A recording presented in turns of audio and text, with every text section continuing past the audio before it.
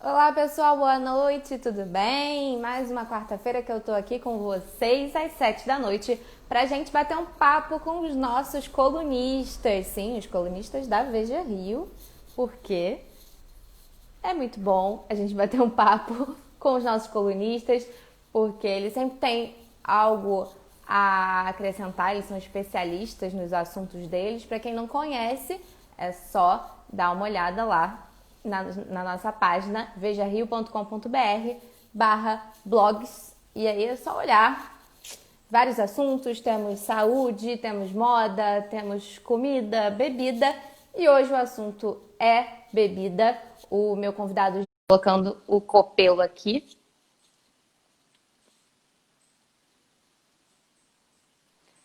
só aguardando. Olá, tudo bem? Oi, Marcela, tudo bom?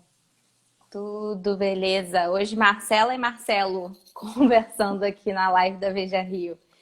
É um prazer estar aqui com você para falar sobre esse assunto, né, tão gostoso e que está presente na vida de muita gente nesse momento de quarentena, né? Obrigado a você, obrigado aos leitores que estou vendo entrando aqui. E o assunto, claro, é um assunto que está em evidência, né? Na quarentena, bebe-se muito mais vinho. Pois é, eu até anotei aqui uma colinha, teve uma pesquisa que Uhum. saiu, pessoas de até 30 anos de idade teve um crescimento do consumo de vinhos, na compra de vinhos, de 38%. Você acha que tem alguma explicação isso? Em relação ao ano Sim, passado, né, esses 38%? existem várias estatísticas. Eu mesmo fiz uma pesquisa, publicamos até no meu blog Veja Rio, com números de consumo durante a pandemia. E em todos os setores aumentou, viu? Importado, nacional, vinho brasileiro. As faixas etárias todas que consomem vinho consomem mais. Vários motivos aí. Uhum. Um, porque a gente está mais em casa, mais com família. E vinho é uma bebida de família, de congregação, de estar junto.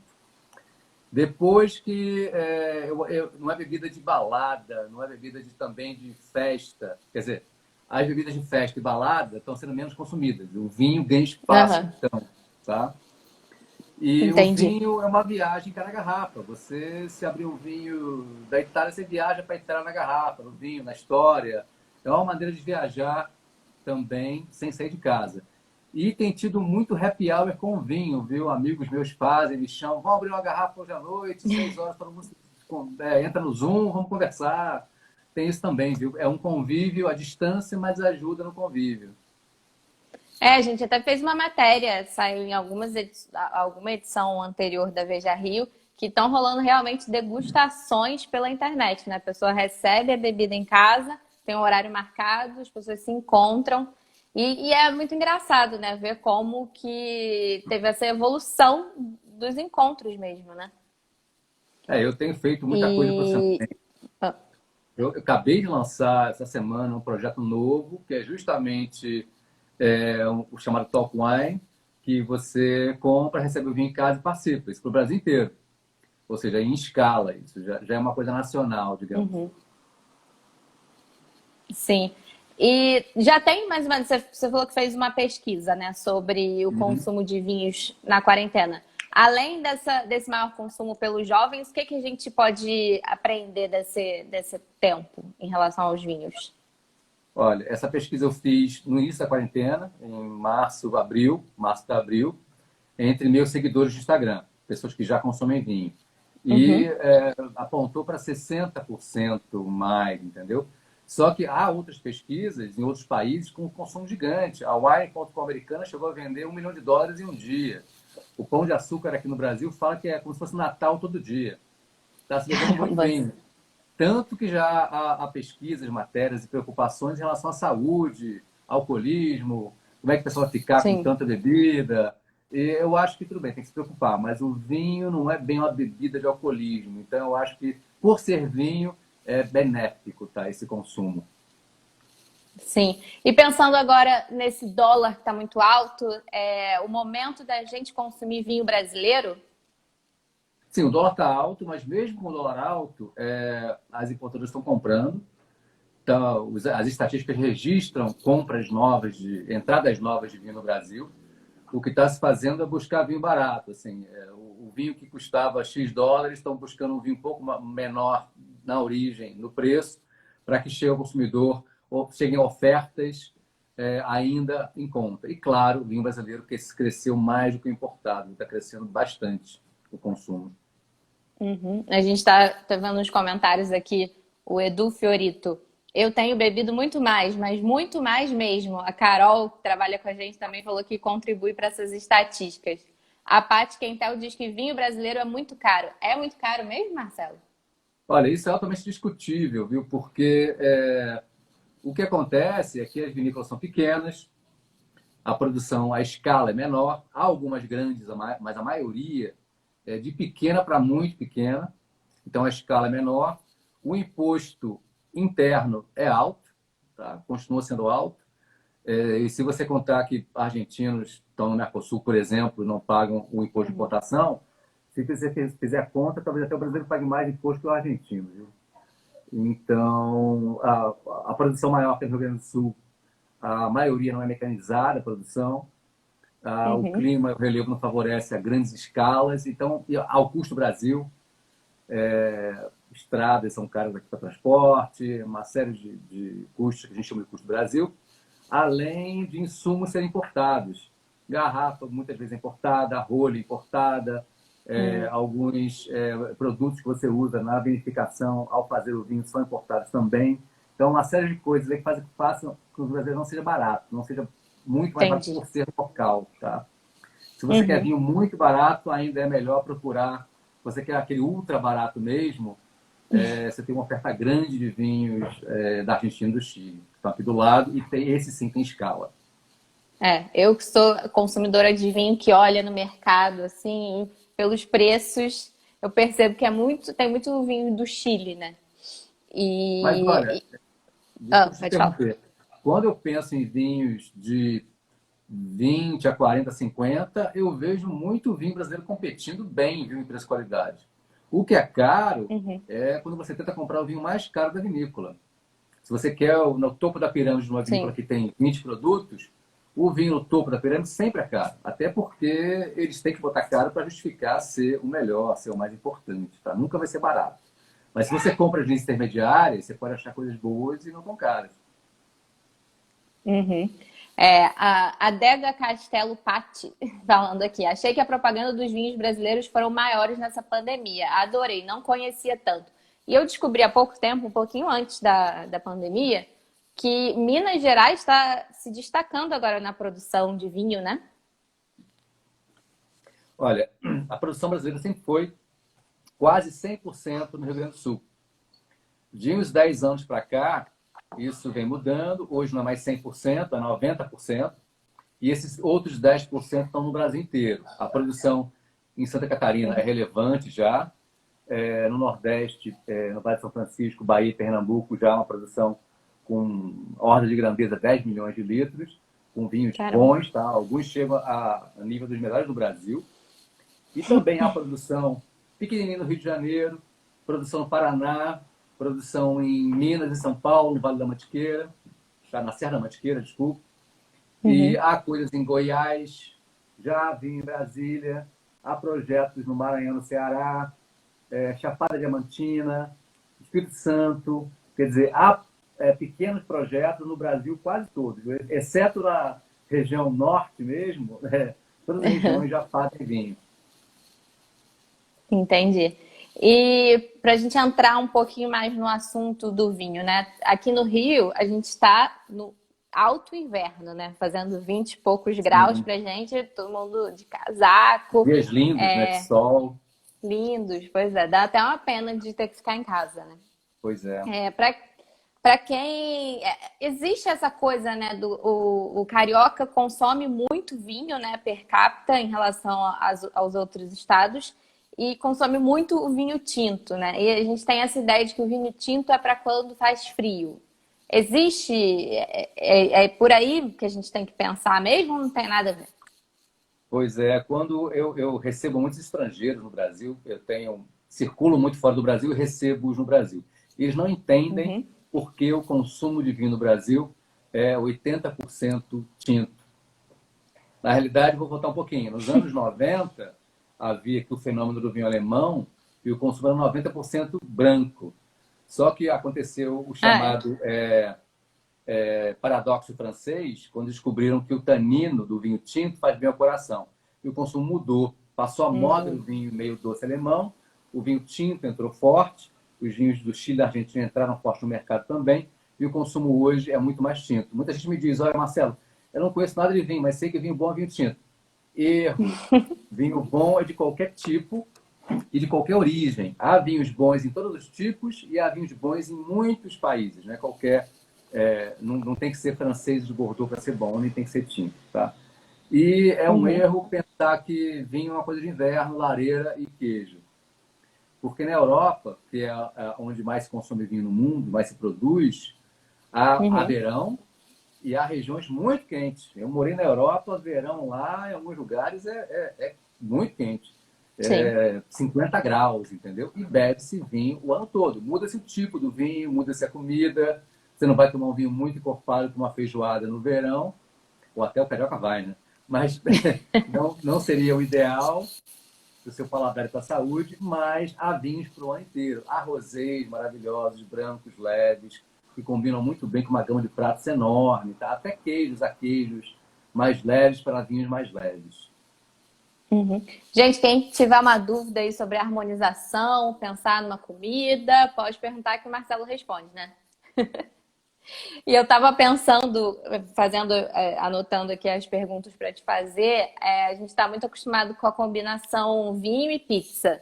Mas aí uma amiga Uhum. minha que é muito antenada disse que não tem nada a ver também, que a pizza tem que ser combinada com cerveja, que o vinho é para outro tipo de comida. Não acho não, viu? Pelo contrário. Eu acho que churrasco e pizza é muito melhor com vinho. Eu acho que cerveja é uma bebida. Eu gosto de cerveja. Costumo tomar de vez em quando uma cerveja. Mas eu acho que é uma bebida que é um pouco pesada, me enche muito o estômago, não é digestiva. Uhum, E para o churrasco, que é carne, é pesado, o ideal é o vinho tinto, que vai ajudar você a digerir essa carne. E no paladar, o vinho tinto que seca a boca, tem taninos, ajuda muito a combinar com o sal do churrasco, tá? O vinho uhum, tinto combina muito mais com o sal da carne do que com a carne. Tentem provar uma carne semicrua, um tartar, com vinho para ver como fica estranho. O negócio mesmo é a carne grelhada e com sal grosso. Aí fica ótimo com vinho tinto. A pizza, há vários sabores de pizza, né? Depende da cobertura. Eu, por exemplo, nessa pandemia, tenho feito muita pizza em casa, viu? É uma terapia. né? Todo fim de semana, minha filha de 4 anos adora fazer comigo a massa, amassar, cozinhar pizza. É um programa de fim de semana. E eu tenho harmonizado mais com vinho branco. Porque a minha preferência é leve e desce muito bem, é fácil e é digestivo. Tá? O tinto vai muito bem, se tiver um molho de tomate, até chama para um tinto. Mas seria um tinto um pouco mais leve, com acidez boa, porque o tomate é ácido. No Brasil, o tomate Uhum. é mais ácido ainda do que o tomate europeu. E pede um vinho com uma acidez um pouco melhor. Um branco vai bem, um tinto vai bem, mas não pode ser um tinto muito encorpado, com muita madeira, que pode o tomate brigar um pouquinho. Tá? Entendi. Então, perguntando aqui, Rodrigo Filho, uma costela na panela de pressão, qual vinho você Opa! recomenda? Olha, costela, costela bovina, estou supondo, um sabor muito alto, muita gordura. Eu até cozinharia a costela colocando um pouquinho de vinho na panela e serviria com um vinho tinto. Esse sim, um vinho tinto encorpado, tá? Um vinho com madeira, complexidade, a costela vai ter esses aromas, esses sabores que vão pedir para um vinho tinto mais encorpado. Uhum. E vinho para cozinhar? Também surgiu aqui uma pergunta. Existe um tipo de vinho certo para cozinhar? Tem vinhos de mesa que a gente fala também, né? Olha, vinho certo não tem o vinho errado. O vinho errado é o vinho ruim. Jamais cozinhe com um vinho que você não beberia. Óbvio que use ou uma sobra de vinho, que é o que eu uso muito, ou um vinho barato. Vai ter alguém dizendo que não existe sobra de vinho, que é pecado, concordo. Mas caso tenha sobra, use a sobra, se não, use um vinho barato, mas bebível, tá? Não use vinho de garrafão porque o sabor é outro e passa para a comida. Então, quando você cozinha, o álcool sai, o sabor, a maioria fica meio amenizado, fica discreto, mas passa sem gosto para a comida, senão a gente não usaria. Então, use um vinho Uhum. bebível, só isso. Beleza. E a pessoa que não está acostumada a beber vinho e vai entrar nessa vibe da quarentena e vai escolher um vinho para começar a explorar esses gostos, qual o tipo de vinho que você recomenda? Olha, quem não bebe vinho, o fator que mais incomoda, o que traz a pessoa para o vinho, geralmente é a doçura do açúcar, caso ele Uhum, tenha, ou o amargor tanino, que é o que dá a astringência, seca a boca no vinho tinto. Então, eu buscaria vinhos com baixo tanino, ou com algum açúcar, ou com álcool alto, porque o álcool faz papel do açúcar também, tá? O álcool dá uma maciez, ajuda a arredondar. Então, eu iria ou para um tinto leve, ou para um branco, ou até para um que eu adoro tomar, aliás, tem tomado muito com a pizza, são vinhos uhum. alemães com alguma doçura. É uma harmonização meio questionável, tá? Mas eu tenho tomado um monte de vinho branco alemão com pizza nessa quarentena. E pizza com molho de tomate e queijo, viu? Totalmente errado. Mas eu estou adorando. É, acho que não tem muito certo e errado também, né? Cada um Pois vai é, claro. enveredando pelos seus gostos. E você citou o açúcar? Tem, Uhum. acho que é o seu último texto no site da Veja Rio que fala do açúcar no espumante, né? Isso. Bom, vinho tem sempre algum açúcar, tá? Me pergunta, às vezes, diabéticos e tal. Algum açúcar tem. O que a gente chama de açúcar residual. 1 grama, 2 gramas por litro é normal qualquer vinho ter. Zero mesmo é que é raro, tá? Agora, existem vinhos com Uhum, açúcar residual maior, 10, 20 gramas, aí já são vinhos que a gente chama de ou off-dry, ou demi-sec, ou categorias de maior açúcar, ou vinhos de sobremesa, vinhos de 100 gramas de açúcar, que aí você sente mesmo que é um mel, é um doce para acompanhar a sobremesa. Então, há vários níveis de uhum, doçura conforme a intenção de quem produziu o vinho. Mas zero açúcar não existe. A maioria dos vinhos que a gente toma, que a gente chama de secos, estão aí abaixo dos 3, 4 uhum. gramas de açúcar, tá? Sim, então é bom dar uma olhada no rótulo, né? Sim, se vier vinho É, seco, tem pergunta. falamos de. Desculpa, se vier vinho seco, falamos de vinhos de 2, 3 gramas de açúcar, tá? Perfeito. Gonx Gran. Não é brasileiro que ele está confundindo aqui, ó. Que uva se dá melhor em Brasil para hacer vinho? Graças. Vamos lá. Qual é a melhor uva para fazer Bom, vou aqui no responder em Brasil? português. O Por favor. Brasil tem muitas uvas plantadas. Eu não vou saber o número certo agora, mas são mais de centena de tipos de uva em produção, tá? 200 talvez, eu não vou lembrar o número exato agora. Mas há muita coisa plantada em pequenas quantidades no Brasil inteiro. O que há mais plantado no Brasil, primeiro é a uva que a gente chama de não vinífera ou de garrafão. A campeã de hectares plantados é a uva Isabel, tá? Que faz suco de uva ou vinho de garrafão. Nas uvas viníferas, a uvas de vinho fino, as mais plantadas são moscatel, que faz Uhum, o moscato, né? Que faz o moscatel espumante, que é um vinho meio doce, delicioso. Para panetone, uma harmonização deliciosa. É um vinho que eu adoro tomar no coquetel, desce fácil. Tem 7 graus de álcool e é meio doce, é uma delícia. Depois temos Cabernet Sauvignon, Chardonnay e Pinot para fazer espumantes e Merlot, são as uvas mais plantadas no Brasil, tá? uhum. É divino, tá perguntando aí nessa toada. A principal uva no Brasil continua sendo o Merlot, né? Que Cabernet Franc tomou o lugar? Ainda não. Não, olha, Merlot não é mais plantada. Cabernet Sauvignon é mais plantada que Merlot. Mas há uma, eu não vou dizer um consenso, mas fala-se muito que a uva tinta do Brasil seria Merlot. Por quê? Porque é uma uva de ciclo mais curto, colhe-se um pouco antes, e isso é uma vantagem quando a gente fala de Serra Gaúcha, que é a principal região.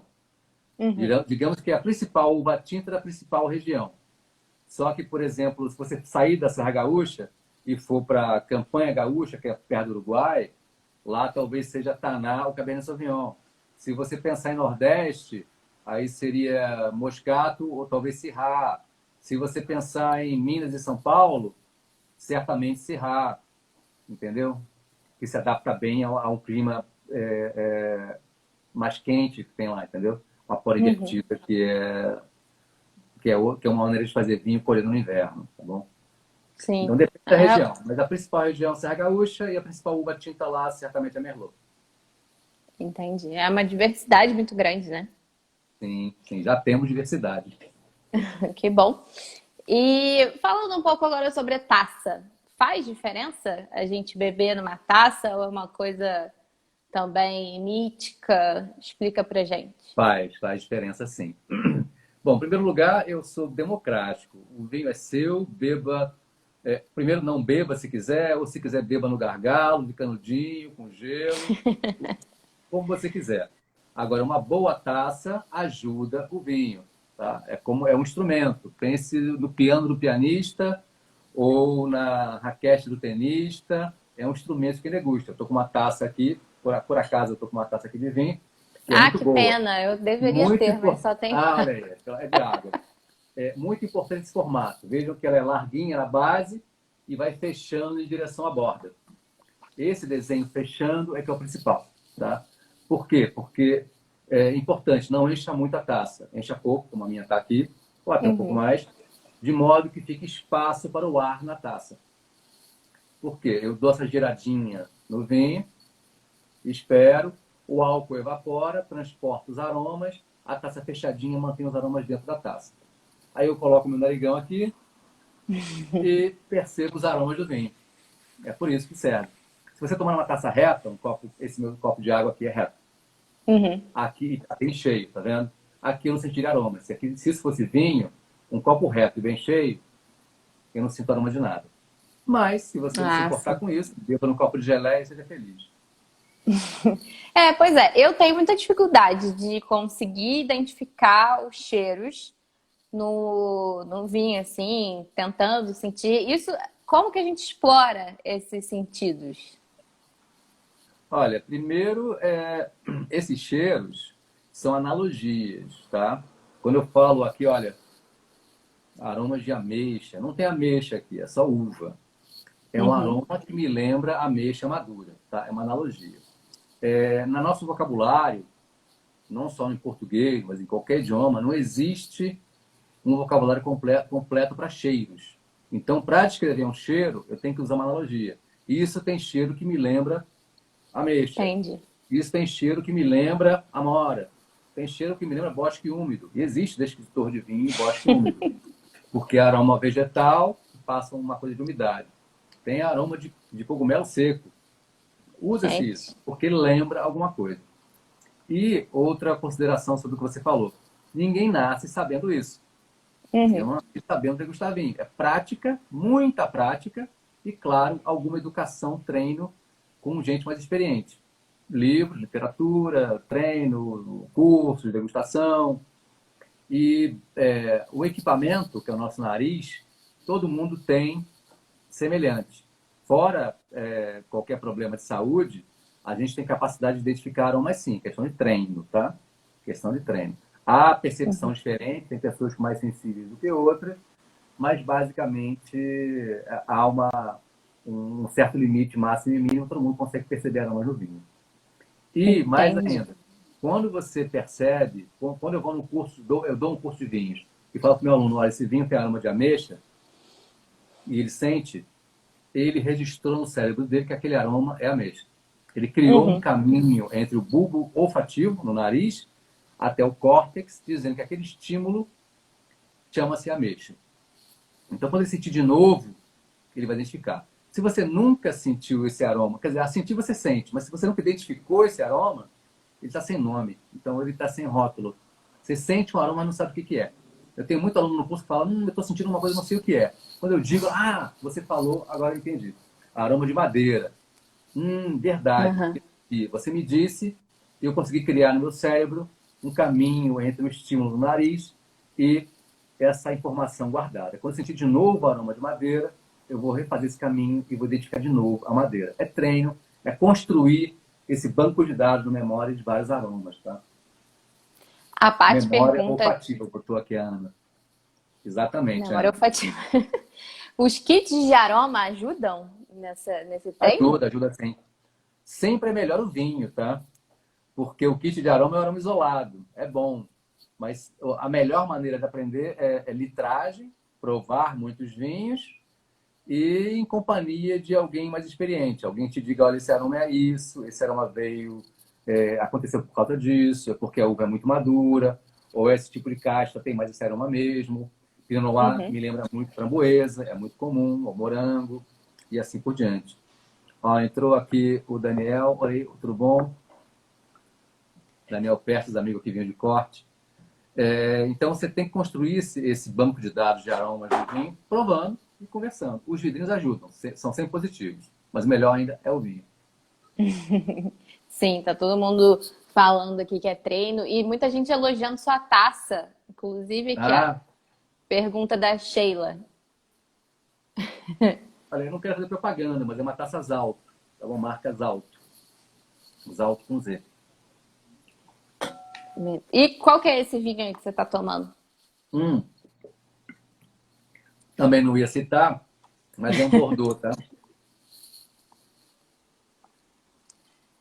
É um Bordeaux da Barton Guestier, é um Bordeaux genérico, mas que está muito gostoso. Tá bonito.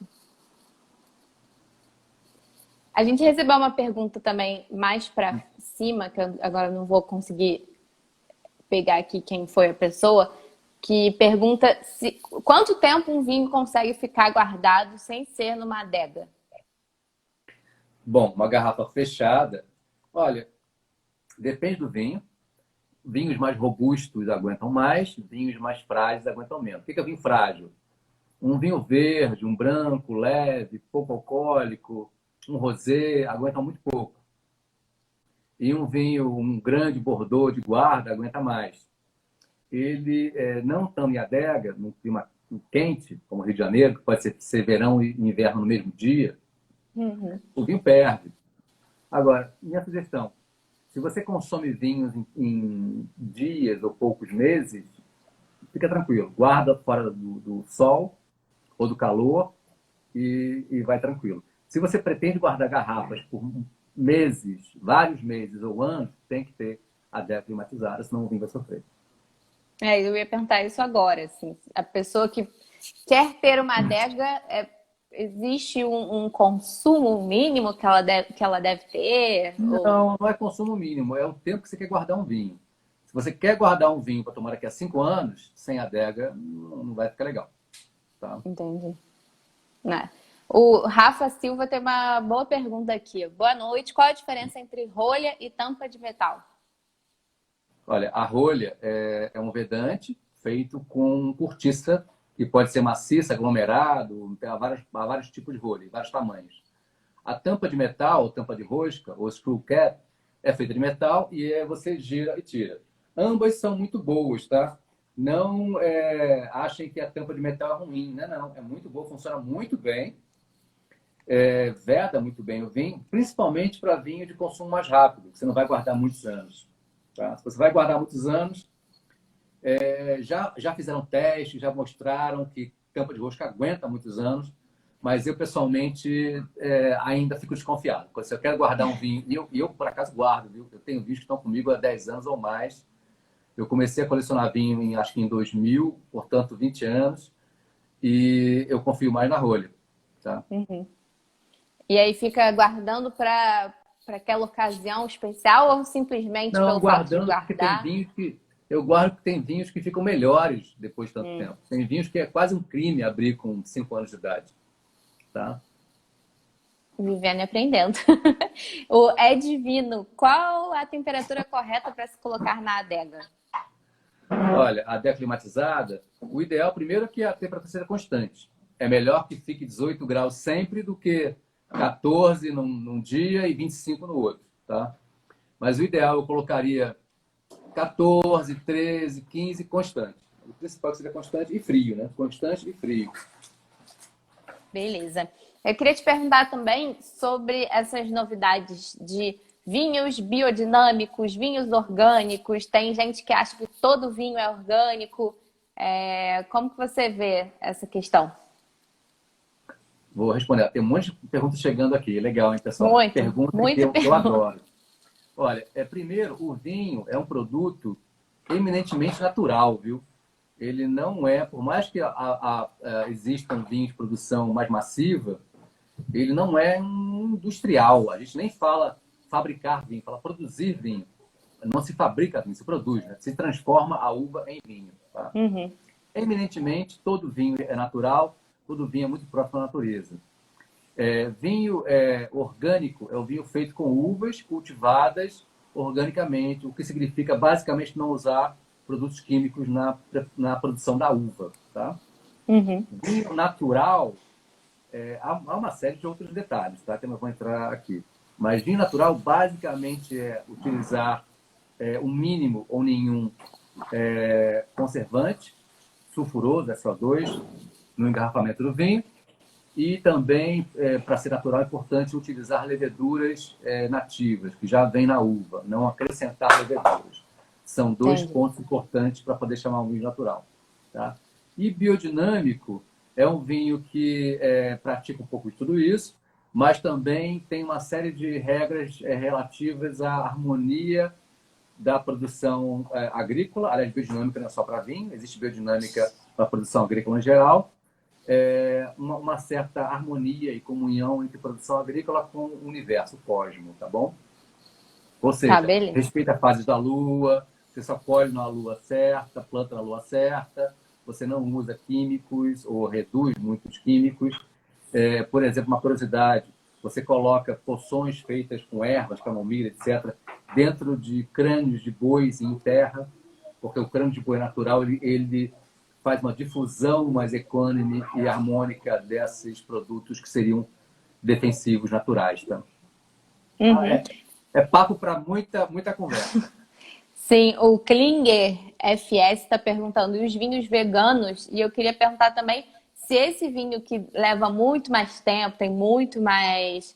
é, Não sei se seria cuidado ou capricho para ser feito, se ele é mais caro necessariamente. Bom, primeiro vinho vegano. São vinhos que não utilizam produtos de origem animal. Por exemplo, é muito comum no vinho você fazer a clarificação, tirar impurezas, utilizando clara de ovo. Clara de ovo não vai no vinho, ela é jogada em recipientes onde o vinho está grande e a clara vai para o fundo, decanta e arrasta impurezas. Tá? Por exemplo, outro uso seria vinhos vedados com cera de abelha, que é um produto Uhum. animal. A abelhinha está sendo explorada ali. Então, vinhos que têm isso não são veganos. Tá? É só um exemplo aqui. Então, é não usar produtos animais na Sim. produção. Algumas etapas você pode usar derivado de leite, mas nada disso está no vinho de forma tão presente, mas o vinho deixa de ser vegano. Em relação a vinhos de guarda, ou vinhos feitos para serem bebidos durante mais tempo, ou guardados mais tempo, há Uhum. uma tendência a ser mais caro, sim. Mas o que encarece o vinho, o grande fator para preço de vinho, não é nada disso, é oferta e procura.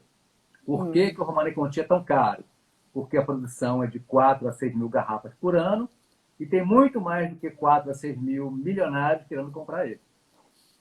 Por que querem comprar Entendi. ele? Porque ele é famoso há séculos, vários séculos, grandes reis e nobres que sempre quiseram tomar o Romanée Conti e, de fato, é um vinho na taça excepcional. E mais do que isso, ele se mantém excepcional sempre, ano após ano, safra após safra, e se guardado décadas vai estar excepcional também. Então, esses fatores fazem com que um vinho seja caríssimo, entendeu? Uhum. Entendi. E tem duas perguntas muito parecidas. Uma é do Senhor dos Vinhos, outra eu não vou lembrar.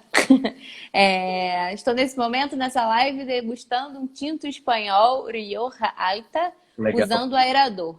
Agora a pergunta, Opa. se sobrar na garrafa, deixo o mesmo na adega ou retiro? E tinha outra pessoa perguntando quanto tempo deixa na geladeira. Bom, sobre o La Rioja Alta, é um grande vinho, viu? Adoro esse vinho. Parabéns. Não deixe sobrar nada. Mas se sobrar, deixe em pé, dentro da garrafa em pé, porque você tem uma superfície menor de contato do vinho com o ar e num lugar fresco. A geladeira é complicado, tem comida, balança, você abre a porta toda hora, num lugar fresco. Na adega, talvez, se você couber em pé na sua adega, melhor. E a outra pergunta era qual? Desculpa. Era da geladeira. Quanto tempo deixa na geladeira um vinho aberto? Ah, pois é, se for guardar na geladeira aberto, Eu não gosto muito de geladeira, não.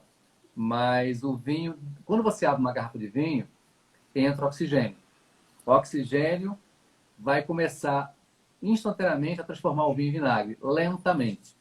Tá? É um processo que começa na hora que você abre a garrafa, no instante que você abriu, e demora X horas ou X dias. Quando está estragado, eu costumo dizer brincando que o vinho está estragado quando você percebe que está estragado. Se você não percebeu, vai bebendo. O Aham. vinho vai ficando aos poucos oxidado ou avinagrado, tá? E vai Uhum. demorar tão mais quanto mais encorpado for o vinho e tão mais quanto mais vinho houver na garrafa. Se sobrou um dedinho, vai estragar rápido. Se você só beber um dedinho e sobrou a Entendi. garrafa quase cheia, vai demorar muito mais a estragar, tá? Uhum. Aí, pegando carona aqui, Farmame pergunta: tirar o ar da garrafa com uma bombinha convencional realmente prolonga a qualidade? Se sim, por quanto Prolonga, tempo? ajuda. Pois é, não tem fórmula, não tem cronômetro para medir isso. Mas ajuda, viu? Se você tirar o oxigênio, ele vai durar mais, tá? Dependendo do vinho, poucos dias a vários dias. Uhum. Você contando, falando aí sobre o vinho estragar, me veio à cabeça aquele Eu momento tenho que uma você. dica, viu? Eu tenho uma dica boa. Pode dar, então fica à Pode vontade. dar? Eu vou, por acaso, estar ao alcance do meu braço. Espera um pouquinho.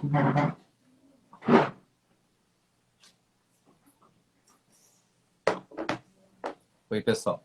A dica é essa aqui. Que por acaso está pertinho na minha mão aqui. Olha, se você vai abrir uma garrafa de vinho, já sabe que não vai tomar toda, quer tomar metade, um terço, sei lá. Faça o seguinte: tem em casa sempre uma garrafinha menor, ou meia garrafa, ou como essa aqui, ó. Essa aqui é uma Baby Chandon, é um quarto de garrafa, tá? Uhum, Eu tenho várias dessas aqui em casa, lavadinhas, limpas.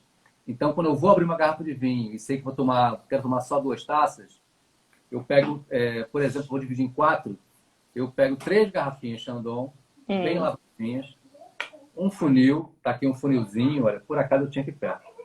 Coloco o vinho da garrafa original, que não é essa aqui, mas encho até a boca, sem ar nenhum, encho até a boca mesmo, coloco de uhum. volta a tampinha ou de rosca ou o rolho original dele e guardo. Essa garrafinha aqui, cheia de vinho sem ar nenhum, dura semanas, tá? Então eu tenho, nesse caso aqui, com 3 garrafinhas de Baby Chandon, eu tenho 3 garrafas para tomar em 3 semanas seguidas, ou 3 dias, se eu quiser, e um quarto de garrafa, que for a garrafa original, eu bebo na hora. Essa dica funciona muito bem e o custo é zero, basta você comprar as garrafinhas que tem em casa. E é bom que quando você compra a garrafa, você toma o que está dentro dela, né? Para Sim, ela com virar a certeza. sua garrafinha sobressalente. Mas eu tava me lembrando quando a gente dá num restaurante, pede o vinho, vem o garçom serve para alguém experimentar para ver se tá ok o vinho. Eu nunca vi na minha vida ninguém falar: ah, não, esse não tá bom, traz outro.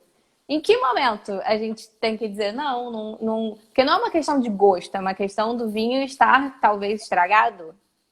Você já Eu já passou vi por sim, isso? viu? Eu já passei mais de uma vez e às vezes o sommelier ou a pessoa do restaurante prova antes, ele mesmo Uhum, já não serve se não tiver bom, tá? entendi. Ele prova um mini golinho, saber se o vinho está bom e serve. Então, depende do restaurante isso, tá? Alguns fazem isso. E aí já leva o vinho para a mesa, digamos, pré-provado, pré-aprovado. E serve para quem pediu o vinho, seja homem, seja mulher, para quem pediu, ele serve uma dose pequenininha, Uhum. só para dizer que o vinho está bom. Você prova o vinho para ver se está bom. Se você achar que está estragado, avisa: olha, seu tá oxidado, está com rolha, está com qualquer problema com fungo, esse vinho não está bom. E É, ele deveria trocar a garrafa. Tá? tem Pode gente acontecer aqui de você dizendo não que gostar já do vinho. recusou. Pode acontecer de você não gostar do vinho, embora o vinho não esteja estragado. Aí é outra história, tá? Aí é Uhum. outra história. E aí Mas já você vi acontecer faz sim. aquela cara de pôquer assim, e fala, não, tá tudo ótimo. Vai intercalando com a água. Pois é, mas se o vinho estiver estragado, tem que trocar. O vinho é um produto que, infelizmente, acontece. Cada vez menos, viu? Cada vez menos você tem garrafas ruins no mercado, tá? Uhum. Tem sido Beleza. raro, viu? Perguntaram aqui se a dica da garrafinha também serve para espumante. Não, o espumante tem um problema, o gás sai. Até ajuda, viu? Você botar aqui na garrafinha menor e fechar. Só que nesse processo todo o gás já está saindo. O que ajuda no espumante é uma tampinha de pressão, tá? Existe no mercado tampinhas com uma borracha forte que você bota no gargalo do espumante e fecha. E ele ajuda, mas é mais difícil, viu? E também vai depender se a garrafa está mais cheia ou mais vazia. Se estiver quase cheia, ajuda. No dia seguinte, Uhum. talvez ainda esteja bom, mas não vai durar muitos dias, não. Beleza. Uma coisa que eu queria te perguntar também, já surgiu pergunta sobre isso, é enoturismo. Que a gente pensa no sul, em Mendoza, na Argentina, na França. Nesse momento que, né, de pós-pandemia, que a gente vai continuar por aqui, quais lugares você indica para a gente fazer uma viagem de vinhos? Bom, temos lugares já abrindo, viu? No sul do Brasil abriu, fechou, acho que já abriu de novo. Olha, lugares lindos para visitar no mundo não faltam, viu? Até uma brincadeira no mundo do vinho se fala que para fazer bom vinho, em primeiro lugar tem que ser lindo. Ou que todo lugar lindo faz-se um bom vinho. De fato, regiões vinícolas são lugares maravilhosos, bonitos, tá? Eu adoro, vou começar pelo que eu acho mais lindo, que é o Douro, em Portugal. É belíssimo. Subir o Douro, visitar vinícolas é uma coisa inesquecível. O Brasil já tem, além de ser lindo, o Vale dos Vinhedos, as várias cidades que compõem o vale, já a Uhum. estrutura, hotéis, restaurantes, recebem muito bem, a recebem de forma calorosa. Itália, eu adoro a Toscana. Todo ano eu vou à Toscana num grande evento lá, viajo um pouquinho por lá. É lindo também, as planícies com ciprestes, é maravilhoso. E dá para ficar falando horas aqui. Não tem lugar feio quando se fala em vinho. Mendoza é maravilhoso, Colchagua é maravilhoso. No Uruguai, Maldonado, que é a região de Punta, é lindo. Uhum. Vinho perto de praia, é show. Há muito que conhecer. Quem gosta de vinho tem que viajar muito. O Tiago perguntou se o Nordeste já está preparado para o enoturismo. Olha, é pouco, viu? Eu já visitei lá, mas não fiz bem turismo, eu visitei vinícola. Há o que fazer lá, claro. É muito divertido o Nordeste sempre, né? O Nordeste brasileiro é sempre diversão garantida. Não rodei muito por lá, viu? Confesso que eu diria mais que não do que sim, do que sim. Algumas vinícolas, sim, claro, são boas de visitar. Eu visitei a Rio Sol, grandes vinhos, e fui muito bem recebido lá. Beleza. Perguntaram aqui também, gente, é muita pergunta, não sei se vai dar tempo de ler todas. Existe um mito sobre o vinho moscatel emagrecer. Algum vinho emagrece, Marcelo? Olha, vinho ajuda a emagrecer sim, mas não seria o moscatel, porque o moscatel tem muito açúcar, tá? O vinho ajuda a emagrecer da seguinte forma: ele é digestivo, ele é uma caloria boa, que queima fácil, você pode substituir calorias com o vinho e compõe muito bem uma refeição. Uma taça de vinho faz com que você durma mais leve, tá? É, como eu falei, digestivo e é nutritivo. Mas eu iria para os vinhos secos. Os vinhos doces aumentam muito a caloria, entendeu? O moscatel não seria lá para o fim da fila. Uhum. E aquele vinho que, né, rolava, como você mesmo falou, nos anos 90, vieram todos esses estudos falando que vinho faz bem para a saúde. Para tomar uma taça de vinho a cada noite, qual que é o mais indicado?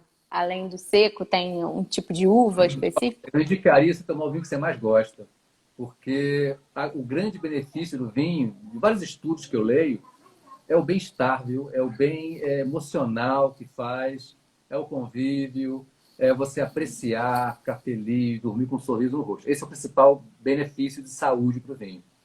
Mas eu iria sempre para um vinho mais seco, porque o açúcar é calórico e para quem tem qualquer problema de glicose também não é muito bom. E óbvio que os vinhos menos alcoólicos, vinhos com álcool muito alto, eu mesmo não me dou bem, viu? Me cansa um pouquinho. Mas Uhum. ser tinto ou ser branco, o branco me faz muito bem, viu? O branco é bom para cálcio, osteoporose, tem vários benefícios do vinho branco para mulheres também. Beleza. Chegando mais perguntas para você. Momento histórico aqui, Marcelo, nosso xará também. Por que os portugueses não desenvolveram a vinicultura no Brasil? Boa pergunta, viu? Acho que eles erraram, deveriam ter investido mais nisso. Eles estão fazendo agora um outro caminho, né? O vinho português está com uma exportação enorme para o Brasil. Nós estamos tomando vinho português bastante agora. Estão consertando o erro do passado aí. Não sei dizer o certo, mas eu suponho, talvez, para não concorrer com a matriz, né? Não concorrer com a corte real em Portugal. Talvez, não sei. Sim, comentário da Ana, resveratrol é o que tem a ação antioxidante. Sim, exatamente. Já, Literatura. já falamos disso também. E eu queria, a gente já está se encaminhando, infelizmente, para o final da nossa live, né? Que a gente só pode fazer uma horinha aqui. E eu queria te perguntar sobre a receita mesmo da pizza e da focaccia que você tem feito, né? Se puder compartilhar com a gente. Compartilho, sim. Eu não vou dar receita agora, eu posso publicar ou te mandar, você Uhum. coloca. Mas Mais tarde. farinha, fermento de pão fresco, uma pitadinha de sal, deixar 2 horas descansando essa massa, meio quilo de farinha, 300, 400 ml de água morna com um tablete de fermento dissolvido, mistura bem isso com uma pitada de sal, descansa 2 horas no ambiente mais fresco, eu boto dentro da minha adega, sabia? Fica 2 horas a massa na minha adega descansando. Se puder ser uma farinha zero, melhor. Se não uma farinha comum mesmo, resolve. Depois eu boto numa forma, deixo mais 1 hora descansando na forma, já que eu vou assar. Pré-asso durante 10, 15 minutos. Tiro, boto a cobertura que eu quiser. Posso fazer uma focaccia mais grossa, só com alho, com alecrim. Posso botar queijo, tomate, etc. E dou uma finalizada, mais 5 minutinhos no forno. Tá? Delícia. É bom que esse papo aqui tá me dando fome e vontade de tomar um vinho. E queria te perguntar também, Marcelo, qual foi o vinho inesquecível da sua vida? Olha, é difícil, porque eu já tomei tantos vinhos bons. Eu tomo muito mais vinho ruim do que bom, tá? Eu publico sobre os vinhos melhores. Eu posto Aham. lá no Instagram aqueles grandes vinhos. Mas eu tomo muita coisa ruim. Até para chegar nos bons, a gente tem que provar muitos ruins para selecionar. Já provei muitos vinhos famosos, raros, antigos. Posso citar vários aqui, felizmente. Sei lá, Romanée Conti antigo, Romanée Conti 29, Legou de Chaux, que é um vinho raríssimo, pouca gente conhece, 29 também, Petrus 28, Dom Perignon, Enotec, o P3 59, Yquem 21, que é uma coisa raríssima, espetacular. Já tomei um Apostelwein alemão de 1727, assim, de chorar. Há muita coisa boa que eu provei, felizmente. Mas, como eu disse, eu tomo muito mais vinhos ruins, que eu tento esquecer, do que bons. Entendi.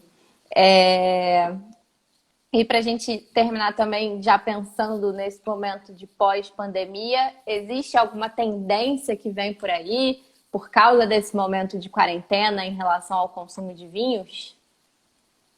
Olha, quando eu fiz a pesquisa em março, eu mesmo achei que eu fosse ficar em quarentena 2 meses. Já estou completando 5 meses. Tá? 5 meses em quarentena. E eu acho que uma retomada vai ser lenta e com possíveis percalços. Eu acho que o consumo vai continuar alto. Eu acho que o e-commerce e a venda online veio para ficar. Eu acho que os canais vão ser, durante muito tempo, mais fortes no online, tá? Muito mais do que os físicos. E a tendência de vinho barato vai continuar também, porque a crise e as pessoas querem beber mais, e para beber mais tem que gastar menos. Né? Quantidade com qualidade juntos é difícil. Então a tendência, eu acho que é um pouco voltar ao normal, mas lentamente e com possíveis, como eu disse, percalços e segundas ondas da vida. Mas o vinho, o Sim. consumo de vinho no Brasil, desde que eu trabalho com vinho há 30 anos, só aumenta, viu? O interesse aumenta exponencialmente, o consumo lentamente, mas sempre cresce. Mesmo em crises graves como agora, ou como teve em 2014, crise econômica séria, o consumo em volume nunca caiu. Cai valor médio, gasto, cai uma coisa. Agora, consumo em volume, o brasileiro adora vinho e vai continuar tomando vinho cada vez mais. Viu? A Carol está perguntando aqui se os rótulos caros vão ter menos espaço a partir desse momento de crise econômica. Olha, o que sempre acontece nessas crises é que os rótulos de gama intermediária sofrem, tá? Vinhos de até 20, 30, 50 sempre tem espaço e nas crises eles crescem. E os vinhos de luxo, 500, 5 mil, 10 mil, também sempre tem consumo. O que sofre é a gama intermediária. Vinhos de 100, 200, 300, esses tem que rebolar mais para vender, cada vez mais. Sim. E a Ana pergunta o que você acha dos bags in box? Se é uma boa opção aqui para o Brasil. Eu acho excelente. Eu não sei por que isso não estourou no Brasil, viu? Há Explica um pra gente, porque eu preconceito. também não sei do que se trata. Bag-in-box é o seguinte, é um vinho que vem uma embalagem, é um saco, é hermeticamente fechado e apto a receber vinho dentro, a vácuo, e ele vem dentro de uma caixa de Uhum. papelão. E pode ser de 1 litro, 5 litros, e você coloca esse saco, essa caixa com um saco dentro da sua geladeira, por exemplo, e tem uma torneirinha que só sai o vinho, não entra ar. Então você pode tomar vinho em taça todo dia, sem se preocupar com o vinho estragar ou oxidar. Aquilo dura bastante tempo, vários dias, semanas, muito bem, viu? Não tem que se preocupar em botar rolinha, vacuum, garrafinha, essa garrafinha, não tem essa preocupação. E Uhum. são vinhos acessíveis, são vinhos de preço bom, porque você compra 5 garrafas de vinho numa só, você economiza 5 garrafas de vidro, é ecológico, economiza 5 rolhas, rótulo, tem um ganho de escala. Você que comprou e quem vendeu enorme. Eu acho ótimo. Não sei por que no Brasil não pegou isso. Na Escandinávia, Tem um. a maioria do consumo de vinho é bag-in-box, viu? É assim, 80% do vinho vendido na Noruega, etc., é bag-in-box. Sim, a Farmame, não sei se é. Ah, o Farmame, gente, desculpa. É o mesmo preconceito que existe contra a rolha de não cortiça. Pode ser, Então, sim, acho por que aí. tem um nicho a ser explorado aqui também, né? Tem. O brasileiro está descobrindo vinho. Muita gente ainda tem medo de consumir vinho, com medo de errar. Não tenham medo. Você pode beber vinho sem saber nada sobre ele. Você vai ao cinema sem fazer um curso de cinema antes. Por que não pode abrir uma garrafa de vinho sem fazer um curso de vinho antes? Você compra um livro de ler É, sem ter que fazer um curso de literatura antes. Então, compra a garrafa de vinho, beba como quiser, que copo quiser, como quiser. Depois, se você tiver interesse, procure aprender um pouco mais, porque vale a pena.